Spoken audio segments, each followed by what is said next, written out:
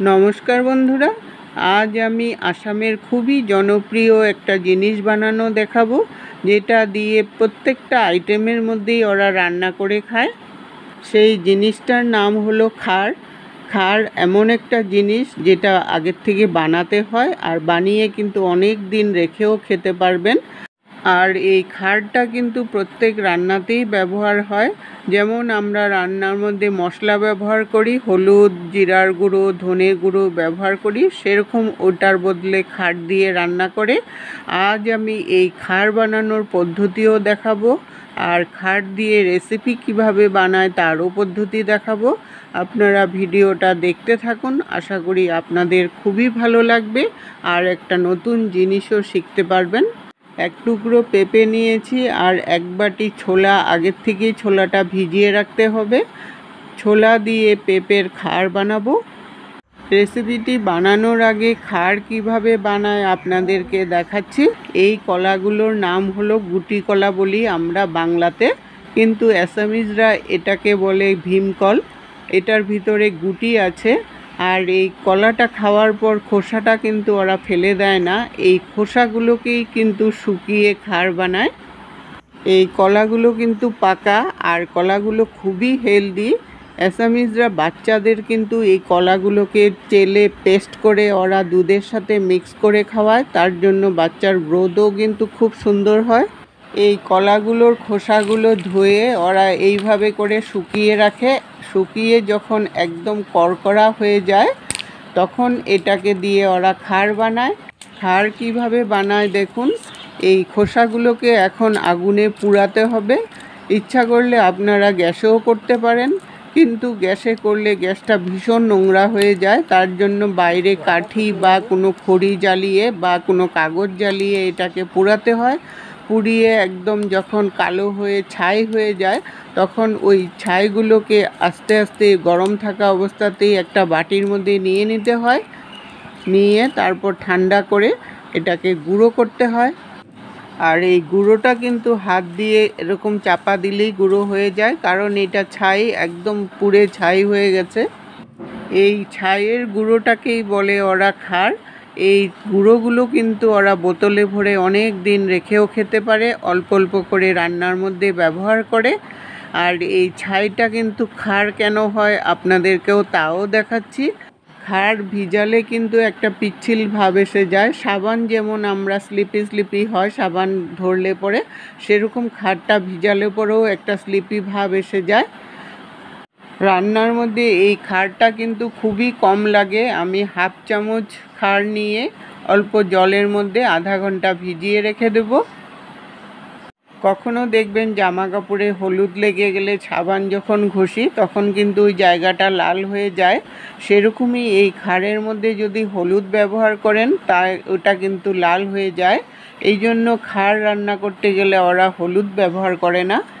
একটুখানি খার জলের মধ্যে ভিজিয়ে হলদি পাউডার দিয়ে আপনাদেরকে দেখিয়ে দিলাম কীরকম লাল হয়ে গেল, আর একটা স্লিপি স্লিপি ভাব হয়ে গেছে।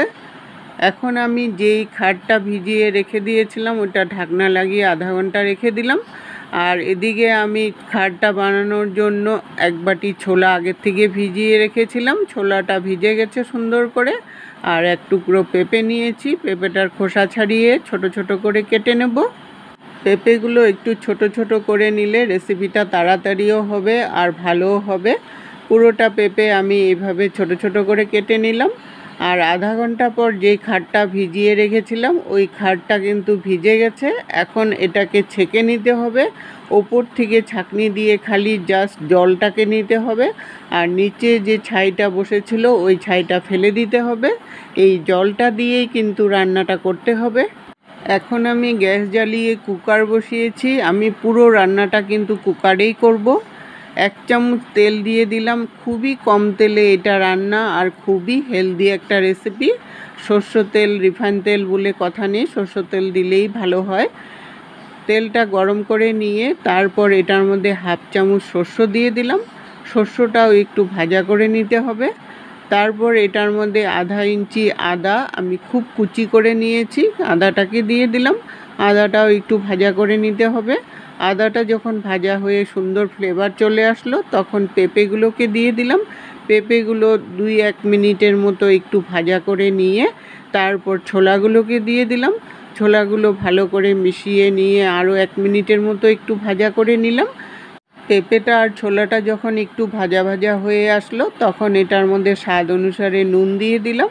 নুনটা দিয়ে ভালো করে মিশিয়ে নিয়ে তারপর এটার মধ্যে আধা বাটির মতো জল দিয়ে দিব। জলটা কিন্তু বেশি দিবেন না, জাস্ট পেঁপেটা একটু ডুবে যায় সেরকম একটা জল দিতে হবে। জলটা দিয়ে ভালো করে মিশিয়ে নিয়ে 3টা কি 4টা সিটি মেরে নেব, তাহলে ছোলা আর পেঁপেটা খুব সুন্দর সিদ্ধ হয়ে যাবে। এখন সিটিটা খোলা পর্যন্ত অপেক্ষা করতে হবে। সিটিটা যখন খুলে গেল, গ্যাসটা পুরো চলে গেল, তখন আমি কুকারটাকে খুলে নিয়ে এখন একটা হাতা দিয়ে এটাকে পেস্ট করে নেব। এই পেস্টটা কিন্তু ভালো করে করবেন, একটু থকথকা ভাব হবে, ঘন ঘন ভাব হবে, সেরকম একটা পেস্ট করতে হবে। পেস্টটা যখন ভালো করে হয়ে গেল তখন এটার মধ্যে আমি ক্ষারের যে জলটা ছেঁকে রেখেছিলাম ওই জলটাকে দিয়ে দিলাম। জলটা দিয়ে ভালো করে মিশিয়ে নিয়ে তারপর এটার মধ্যে 1 চামচ সরষের তেল দিয়ে দিলাম। এই কাঁচা সরষের তেলটা দেওয়ার জন্যই ক্ষারটার মধ্যে কিন্তু খুব সুন্দর একটা ফ্লেভার আসে। এখন এটাকে 2-3 মিনিটের মতো একটু ফুটিয়ে নেব। 2-3 মিনিট ফুটার পরে যখন একদম ঘন ঘন ভাব হয়ে গেল, ক্ষার একদম রেডি হয়ে গেল, নামিয়ে আপনাদেরকে দেখাচ্ছি কতটা সুন্দর হয়েছে। আর একবার হলেও যদি চান্স পান রেসিপিটা বানিয়ে খেয়ে দেখবেন। এটা পেটের জন্য, লিভারের জন্য খুবই হেলদি একটা রেসিপি। যাদের গ্যাসের প্রবলেম, এই ক্ষার খেলে গ্যাসের প্রবলেম কিন্তু অনেক রিলিফ পায়। আমার রেসিপিটা যদি আপনাদের ভালো লেগে থাকে লাইক দিয়ে সবার সাথে শেয়ার করে দিবেন। আর চান্স পেলে একবার হলেও রেসিপিটা ট্রাই করে দেখতে পারেন। এতক্ষণ সঙ্গে থাকার জন্য আপনাদেরকে অসংখ্য ধন্যবাদ বন্ধুরা। আবার দেখা হবে নতুন রেসিপির সাথে। সুস্থ থাকুন, ভালো থাকুন।